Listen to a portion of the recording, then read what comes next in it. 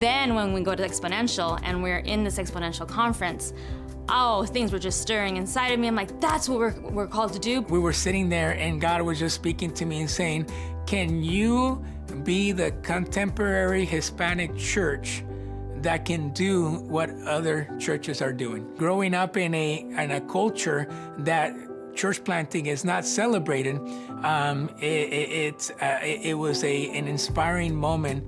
I didn't know that there was church outside of my church. I didn't know that there was such a great movement outside of the four walls of my church. And I had been already a Christian for probably 15 years.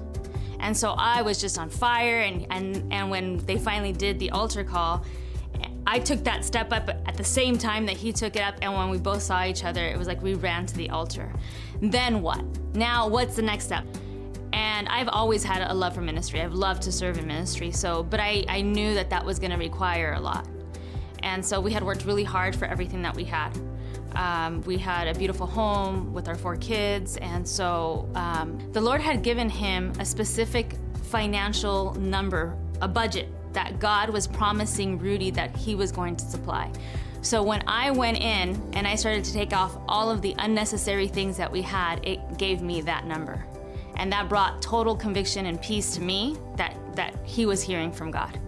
And I knew that it was going to be very challenging for us. And we said, okay, so let's go. We told ourselves we're going to be bivocational ministers. I'm going to continue being in the medical field, and then we'll move, and I'll keep my job. And so I talked to my department head, and I let him know that we're going to plant a church, but I want to be bivocational. So can I continue working here? And they're like, yeah, no problem. You know, we'd love to keep you. And 2 weeks later, he comes to me and says, hey, Rudy, we need to talk. And I said, oh yeah, sure. He says, hey, we're not going to be able to keep you. We're gonna have to let you go when you decide to go plant the church. God has a mysterious ways when you think it's gonna go one way, and God says, no, let me show you how it's gonna be done. And literally, for us, he asked for everything.